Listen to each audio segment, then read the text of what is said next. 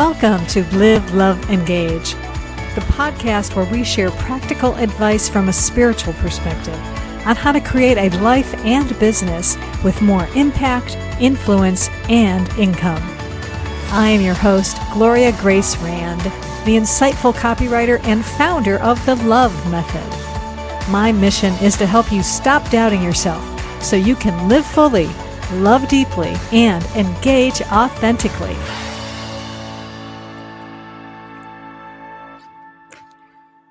Namaste and welcome to this live edition of Live, Love, Engage. I am so happy to be with you today and to have a wonderful guest with us that I'm going to bring on here who is going to share with us all about how to have mind-blowing happiness. So I'm going to welcome, if I can bring her in here, let me add her to the stream. There she is, Trish Ahjel Roberts. Yes. Welcome.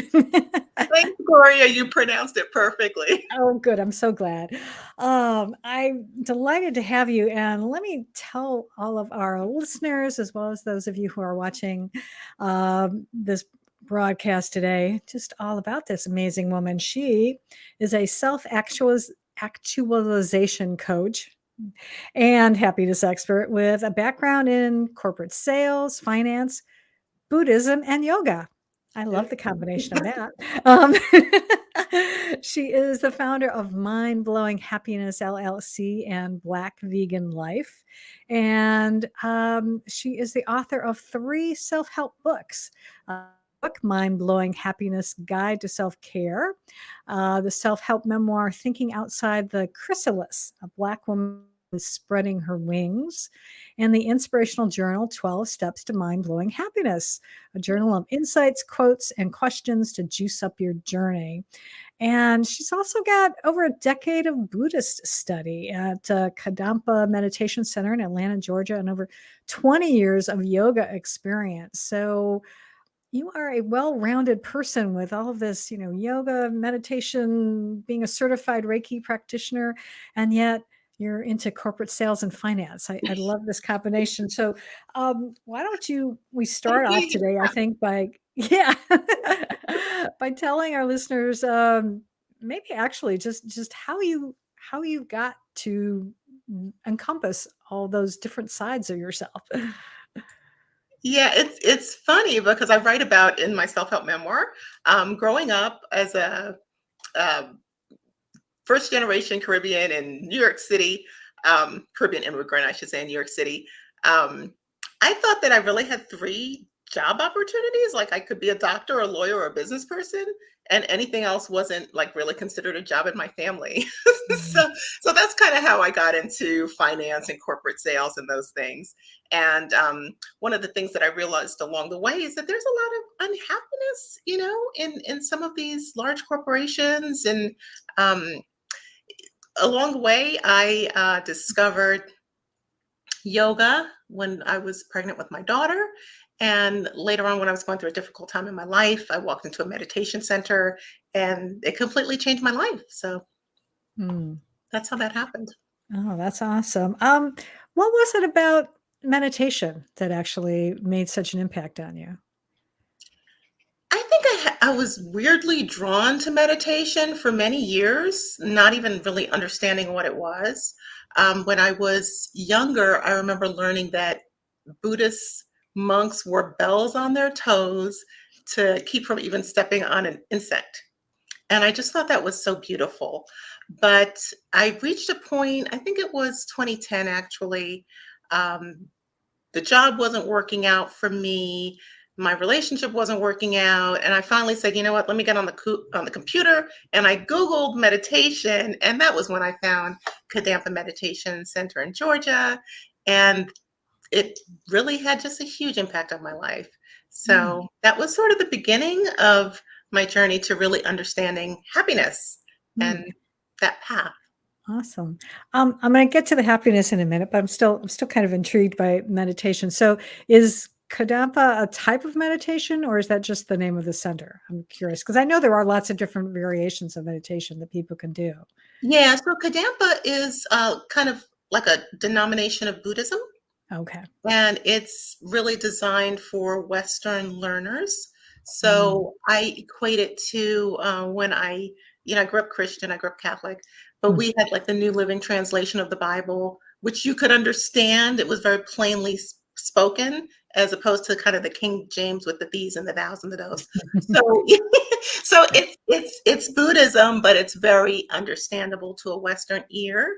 Um, Mhm. so it was just very helpful. And that's where, if you're familiar with Buddhism, meditation is a huge proponent of that.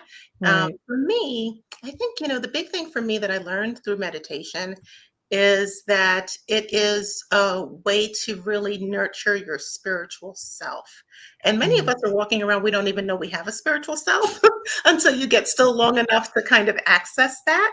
And the changes that you experience can be quite profound. You start tapping into wisdom you didn't know you had, and getting a sense of oneness and completeness, as opposed to the normal state that we're usually in, which is this kind of a frenzied fight or flight, going from multitasking activity to activity. So it really, really allowed me to um, get comfortable with myself in a lot of different ways. Mm. Yeah, I can definitely relate to that because I don't know why I'm getting an echo all of a sudden, so I'm gonna go like this instead. I can absolutely relate to that because it's definitely meditation has helped me, um, also to be able to manage my emotions better and not get so upset at different things. Yeah. So yeah, so It tell me creates a little it bit. creates space, yes. Mhm. So how then did you sort of get into becoming a happiness expert? What did that look like for you? You know, I It's funny because I always say that that came from not being very happy at all, honestly, because that moment that I talked about in 2010 when I was not doing well and I was kind of at my wit's end, and I went into a meditation center and started studying from there, and I started studying how to be happier. And the path kind of just began from there. And then I later studied, actually did my yoga certification and studied the tenets of yoga, and a lot of them kind of overlap. And it came to a point where prior to 2020, I was putting together a retreat, Mm. and I wanted to teach all of these things I had learned over so many years. And part of it came to me in the middle of the night. It was like 3 o'clock in the morning, and I had these 10 concepts. I had to wake up and write them down. And I realized later, as I published 12 Steps to Mind Blowing Happiness and started teaching, or I should say published Thinking Outside the Chrysalis and started teaching, I realized that those steps were really the steps to self-actualization, to complete deep fulfillment in your life. Um, Mm. so it all was very organic. It wasn't like one day I woke up and I said, I'm going to teach happiness, or I'm going to teach self. Like, that's it. It just kind of, it all just came together. Hmm. So let's talk a little bit about these steps because I did promo that that's what this podcast is going to be focusing on. So can you share with us maybe a couple of the steps to help people out there who are maybe are struggling at trying to find happiness because it's certainly been a tough couple of years for folks and I think we all could use a little more happiness in our lives. Absolutely. So when I talk about mind-blowing happiness, it's a little bit deeper. It's not Mm. just the happiness that you get when you're eating a really good slice of cake or something like that. And and the interesting thing when you study happiness is that it's only a small percent of happiness that is situational, that's based on how big your car is or how big your house is and that kind of thing. 40% of our happiness is really like a genetic set point. And then the other 40% we can work on by changing our behaviors and the way that we think about things, things like meditating. But the first step in the book is really foundational. It's healing from your past before you can really do a whole lot of personal development work. Mm. And for some of us who have experienced significant trauma, we know what we may need to work on, but many of us don't even know what's really hurting us. Um, Mm. so I like to tell people that It could be simple, like somebody told you couldn't sing when you were 10 years old, or told you couldn't dance, or Mm, somebody stole your lunch money or your peanut butter sandwich, whatever it is. But those little aggressions cause us to change our behavior as we go through life. So identifying the things that have harmed us and working to heal from those things, whether they're large or small, is really the first step. mm, awesome. Now, is that something that you do in your practice is help people with that, or is that something that maybe sometimes you have to refer people to other experts perhaps? Right. So I'm a coach. Um, so if my clients actually need help from a therapist, I'll refer them. But there are a lot of ways to heal. So it's not always where you need necessarily one-on-one therapy. And not everybody, quite honestly, has access to that, depending, what your situation is. So for some people, it could be working through a book. It could be working through a, a therapy app. It could be working in a support group. So there are a lot of ways to access healing modalities, including things like yoga and meditation, Mm. without necessarily needing one-on-one therapists. But yes, I do refer people to therapists. Yeah, Mhm. that's good. What are some of the other steps that we can help people get to mind-blowing happiness? Yeah, and they are in a logical order, so Oh, they are good. progression. So the first 5 are really foundational. So the healing was first. The second one is spirituality, which we talked a little bit about. Um, Mm, for a long time in my life, I really didn't recognize myself as a spiritual person. I was raised Catholic, and it always kind of felt a little bit, like I was a little disconnected to that. I later called myself atheist for many years and then Christian, and I went through this whole kind of spiritual journey. But whatever you consider yourself from a religious or non religious perspective, it doesn't matter. We are all spiritual people. So we all have, a physical body, and then we have a spiritual body. And just the recognition that there is something going on with you besides your flesh and bones is incredibly important. And once you realize that, it's not enough to just kind of shrug your shoulders at it. You have to start to nurture and appreciate that spiritual self. So finding mm, modalities that allow you to do that is absolutely foundational on the path to mm, mind-blowing happiness. that's awesome. Um, what what gets you really excited about the work that you're doing with helping people to achieve these things? Okay, so what gets me excited, Gloria? Honestly, I feel like I'm trying to change the world. So we live in a world where there are a lot of bad things taking place, and it's not sustainable. So, countries are warring, there's famines, people are killing each other, there's this, you know, all of these things that are taking place come from a place of unhappiness, because people who feel deeply joyful, fulfilled, are not out here, you know, defrauding other people, stealing people's, committing acts of violence. Mm, Those don't come from a place of joy. Those are actions that come from a place of pain.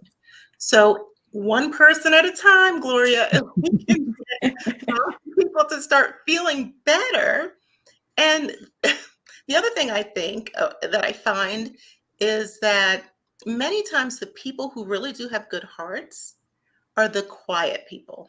We may not feel confident. You may not feel like you can stand up to mhm, people who really have bad intentions and big voices.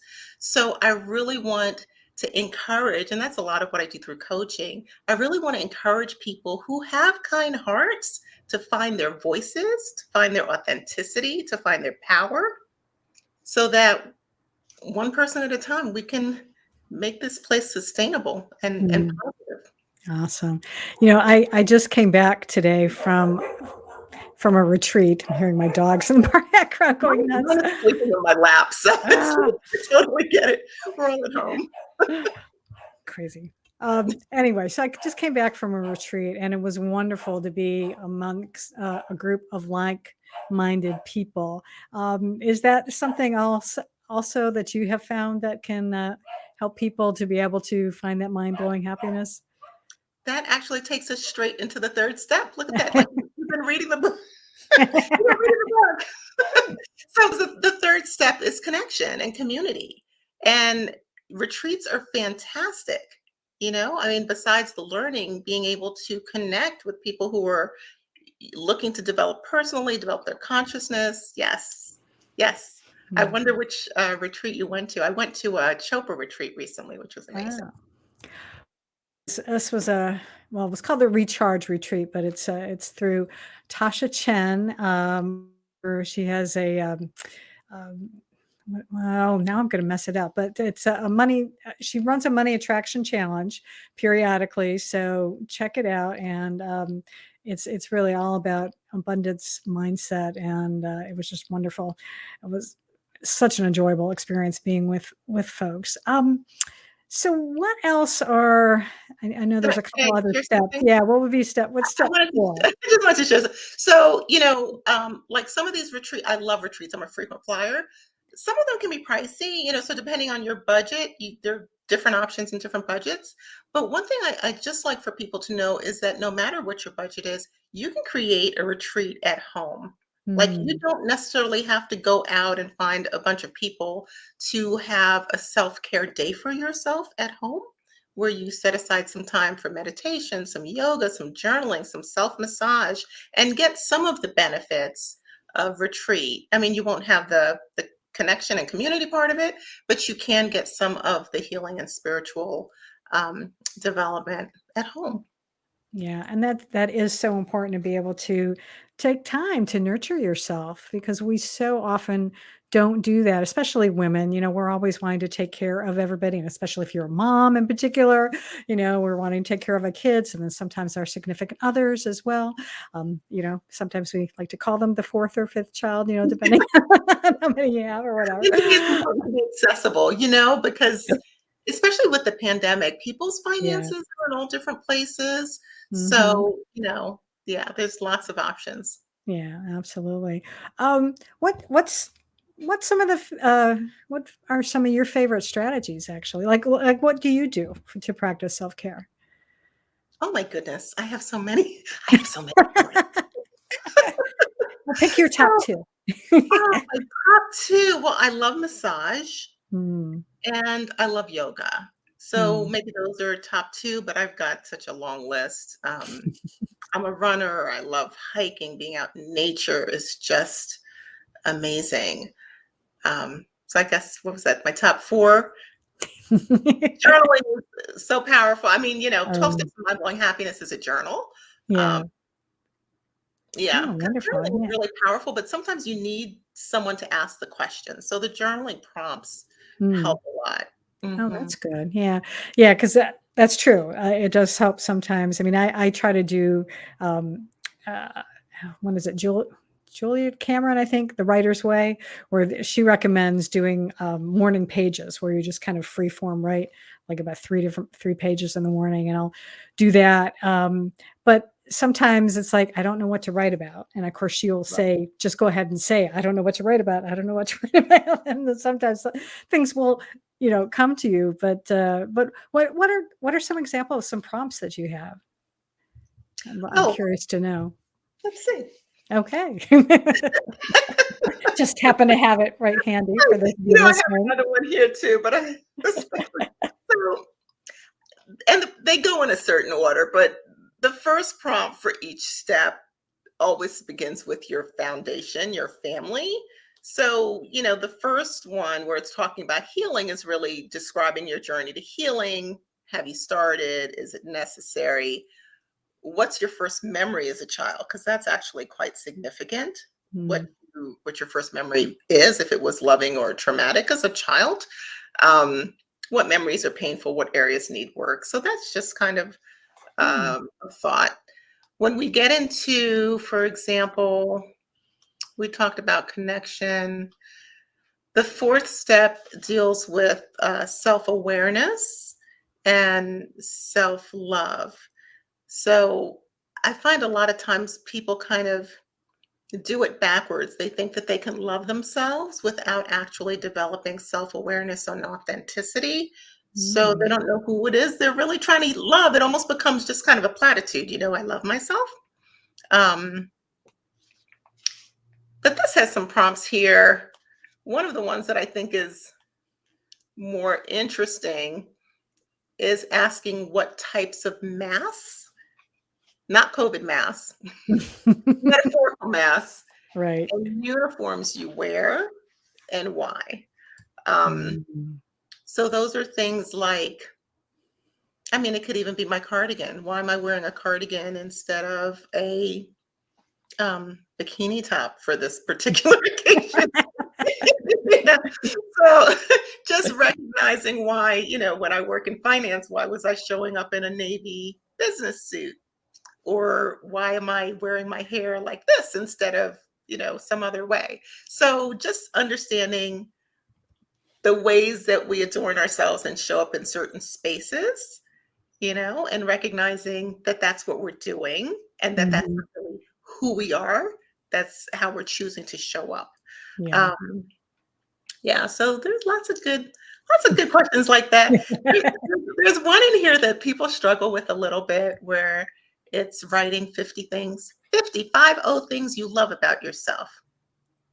And it's easy to write five, but when you start going farther than that, it's almost like you have to learn to fall in love with yourself. Like Mm. when you fall in love with someone else, you might like the curl at the end of their hair or the way they smell in the morning, little things. Mhm. Right. So learning to love little things about yourself and not focus, because with ourselves, we usually focus on what we don't like. Mhm. We look in the mirror and we're like, oh, I got a pimple right here. And we forget the whole rest of ourselves that's pretty okay, Mhm. So it's things like that. Yeah. Mhm. Oh, that's so good. Yeah, it is amazing how we do fall into that trap at times, and that's I will say that's one of the things that is good when you can connect with other people, because oftentimes they can see the good in you much easier than you can see it in yourself. Yeah. Yeah, Um, that's a great exercise as well. If you were mhm. trying to fall in love with yourself, um, Yeah. is to ask other people what your good qualities are, because a lot of times we Mhm. don't see them. Yeah. Yeah, and especially if you do get stuck when you're making that list, that's what you maybe that'll help prompt you to think, "Oh, yeah, that's right. Yeah, I am good at that." For Yeah, sure. and then another way to do that too is to look at who you admire and see Mm. what qualities you admire in maybe iconic figures or celebrities or family members and friends, and then make a decision to develop those qualities in yourself. So as you Mhm. develop yourself into something that you admire, then you also fall in love with yourself more. So, Mhm. Absolutely, yeah. mhm. Although sometimes I think we also even admire those things in people, and we don't even realize that a lot of times I think it's we do actually have those qualities, but again, I think it's easier to see them in other people and that maybe forget that we have that as well. Have you Is ever that found true that? too? I think that's true too. Because when I was actually going through a second coaching certification, and one of the things that they had us do was write, people that we admire. And I realized that the people that I admire were people that kind of reflected back to me what I saw in myself, maybe on a Mm. higher level, but Mhm. it was still, the qualities that I thought were important. Yeah, absolutely. So, because I think the lesson here is that don't be so hard on yourself and to realize that, you have everybody has awesome qualities and we do need to recognize them. Um, Focus on the positive, affirm mhm, yourself.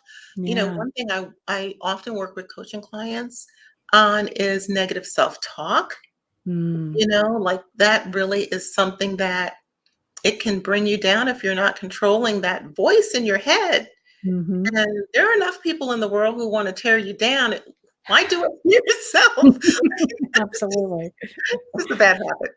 Yes, definitely. I know I I I've gotten better at not doing that so much. I still occasionally will do it, but I have, one thing I think I've gotten better at is recognizing it quickly. Like when I see Yeah. it and I'll be like, "Oh, come on, no." And Once sort you of have the let awareness, that pass. Yeah, you know, and yeah. when you recognize it, Gloria, don't yell at yourself about it because then you can No, get no, no, exactly, but just say, "Oh, no." no, let's reframe and say no. Yeah, So I always say redirect yourself with love and compassion as if you were talking to someone that you love, a child, exactly. or Yeah, whatever your favorite. I have my puppies sleeping in my lap as if I was talking to my sweet puppy or my daughter. So yeah. yeah, Mhm. absolutely. Awesome. Let's see. So I think we've done 4 steps so far. So I think we were going to do maybe one more. So what's step 5 Yes, in and that list? step 5 is such an important one. I'm working on a book now that deals with this. Hmm. So it is peacefulness, and peacefulness sounds kind of boring. So I usually talk about it as extinguishing anger because for a long time I didn't know that I had the option to not be angry. Like anger is such a part of our culture, and honestly, Mm, anger sells. People like to see conflict. Um, and anger is not always yelling and screaming and throwing things or fighting. Many times it's kind of a low simmering discontentment. So it's mm. frustration, disappointment, impatience, jealousy. Like I like to call it kind of anger's cranky cousins. And you could go through your day just kind of low level simmering, and then there's no joy there. Mm, All of these expressions come from this idea that things should be different than they are. Some people will be angry because it's raining, which is really unfortunate because like, that's the weather. But just generally speaking, traffic, anything not happening the way we think it should happen. And the reality, Gloria, I don't know about your life, but in mine, things typically don't happen the way I think that they should happen. So, I know. Isn't that sometimes annoying when yeah, that happens? how can I control this whole thing? That's right. So unless you get okay with the fact that you do not organize the universe, Yeah. you can just be kind of miserable all the time. But I Yeah. but I do teach approach to kind of help people, reclaim control in moments of anger. Mm, mm. And I can teach it if you want me to share it with you. That would be lovely. Yeah, absolutely. Go for it. Yeah, so it's a four-step approach. And the first one, for me, I used to always feel my hair stand on end when I was getting angry. But that first feeling of kind of that fire when you feel something making you angry, first step is to acknowledge it, Mm, and when you were talking about meditation before, that helps you find the space between your emotions and your reaction. So getting practice noticing and saying, okay, I feel that happening. The second step is to take a few deep breaths because when mm, people fly off the handle, oxygen probably is not going to your brain, and you're not making good choices. And it is impossible to make a good choice when you're angry. So mm, just that alone hopefully will motivate your audience. So just learn to take a couple deep breaths, calm your nervous system, get a little space between this feeling and your response to it.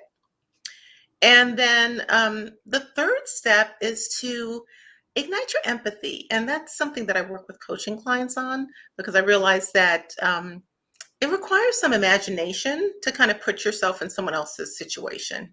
Somebody mm, cut you off in traffic, and now you're thinking, okay, I wonder what their situation is, why they did that. Or whatever the example is that's making you angry. And then the final step is some sort of constructive action. So you're mm, not going to throw a brick or, give somebody the finger or do whatever thing that anger might inspire. You will make a decision to do something that is productive. And it could be, with the traffic example, it might just be like listening to a podcast or doing something that's useful or, listening to music or whatever. If it's something different, more egregious perhaps, maybe your constructive action is to, I don't know, lead a protest, start an organization, do something to combat whatever it is that you think needs to change. mm. Yeah, absolutely. I like that. Um, can anyone who wants to be able to execute any of the steps you've talked about, even specifically even with peacefulness, but in the ones we've talked about, can anybody get it wrong? What you've been talking about today, do you think? I hope not. I think one of the things I hope every word that comes out of my mouth comes from a place of love. So I hope that there's nothing that I could say where someone could translate it into something that was not my intention. Um, Mm, Now, as far as working through the 12 steps, it takes effort. Any kind of personal work takes effort, and anything worth having takes effort. mm, But I think that mind blowing happiness or deep joy and fulfillment is, I mean, what would be better than that? What would be mm, better than that? Um, Now you can, instead of working on yourself, you could just zone out with television or, I don't know, drink cocktails or, do things that are not good for you or good for your personal development and your progress. mm, But even if you take, one of the things I say about this book, even if you were to only master one step, right? Because they're mm, all big topics. Healing is a big mhm, topic, spirituality is a big topic, overcoming anger is a big topic.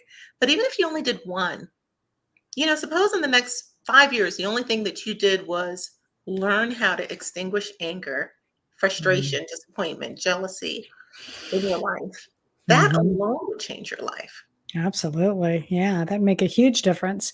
And even if you wouldn't necessarily get mind-blowing happiness, you'd be getting pretty close, I would think, you know? Yeah, Yeah. you just be like extra happiness. Yeah.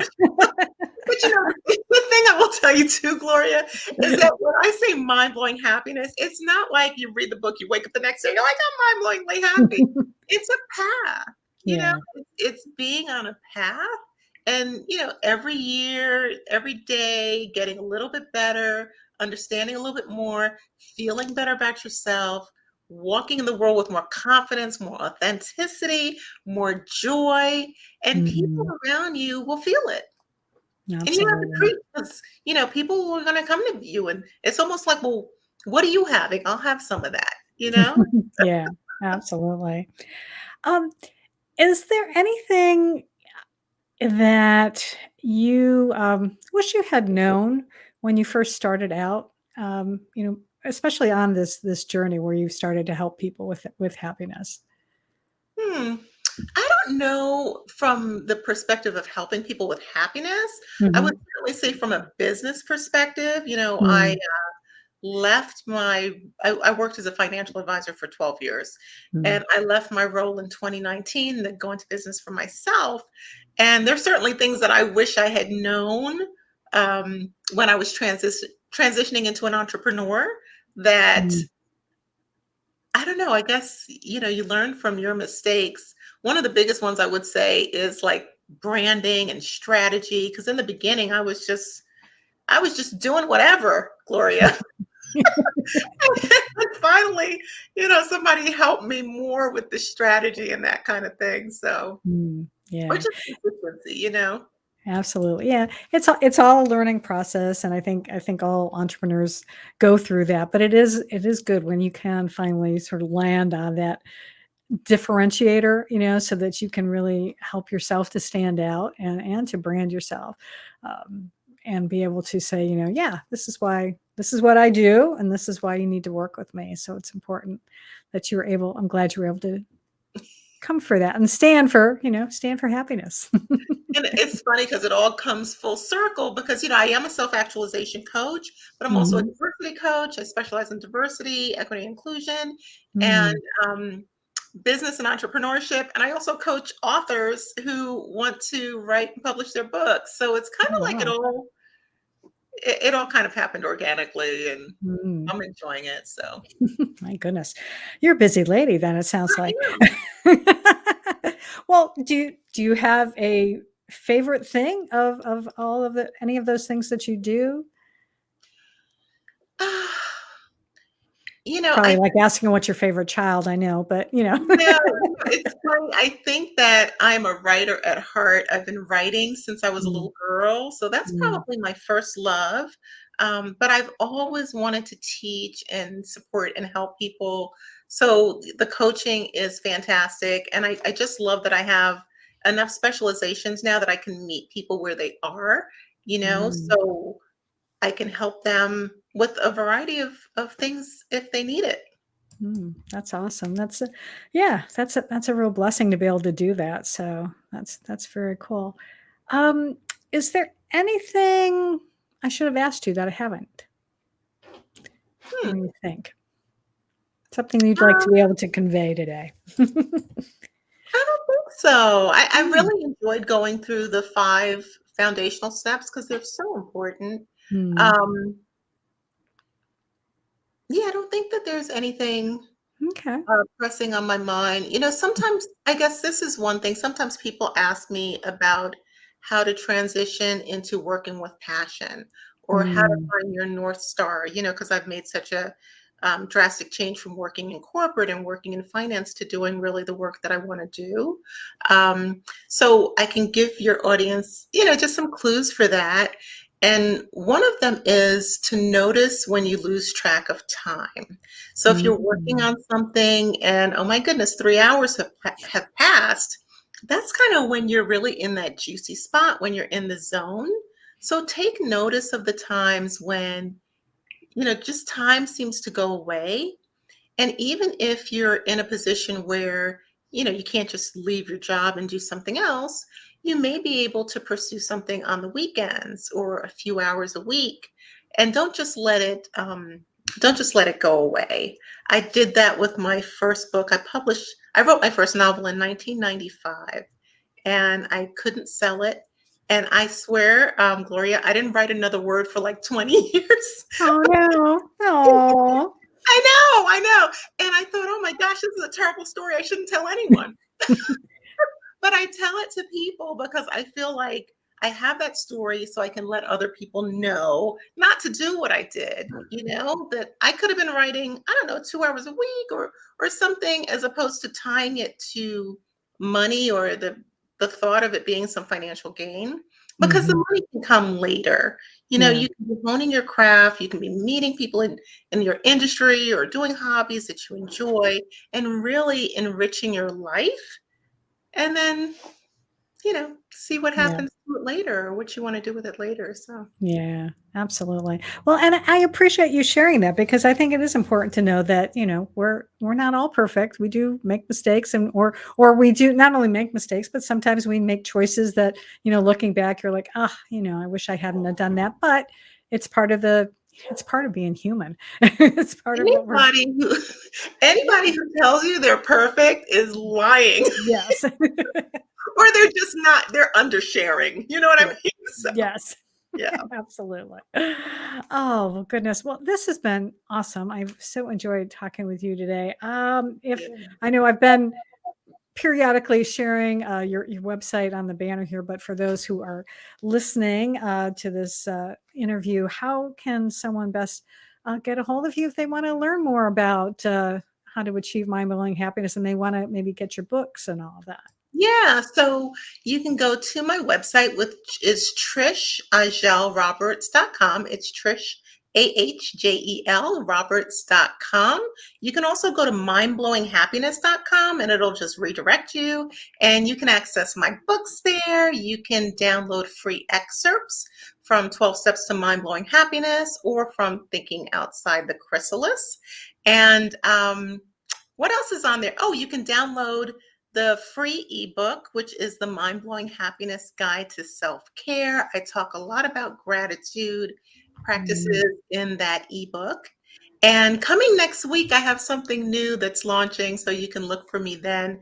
It's going to be the Mind Blowing Happiness 12-month book club, and I will have a free downloadable leader's guide. So you can go through the 12 steps over the 12 months of the upcoming year in community with some people that and work through it together. So I think it's going to oh, be exciting. that sounds awesome. Well, is that gonna be something that can someone join, like, later? Is it gonna be sort of like an a rolling enrollment, or is it, just So that's going to be free. Okay. The press release is going to hit next week, just kind of announcing that the leader's guide is available and anybody can download it and start their own group.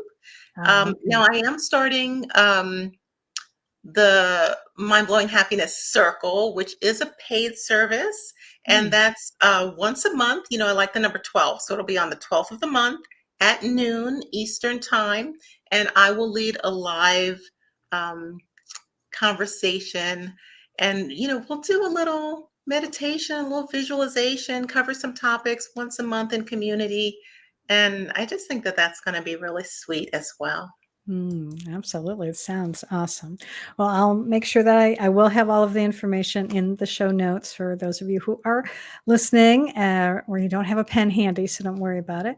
And I really appreciate you being here with us to share your wisdom, Trish. And I wish you much success in everything that you do. So thank you so Thank much you, for being Gloria. here today. Thank you so much for having me. It's been Uh, lovely. I really appreciate it. And thank all of you for listening and for watching. I really appreciate you as well. And I encourage you also, if you would like a freebie of mine, I have if you go to Bye Self Doubt, and that's BYE, as in, bye bye, see you later, BYE, selfdoubt.com. You can get my free guide to helping you to frankly stop doubting yourself and to start being Mm. yourself. So I invite you to do that. And again, thank you. Make sure that you're subscribed to us on your favorite podcast platform, and check us out on YouTube as well as here when I do these on Facebook as well on Wednesdays. And until next time, as always, I encourage you to go out today and every day and live fully, love deeply, and engage authentically.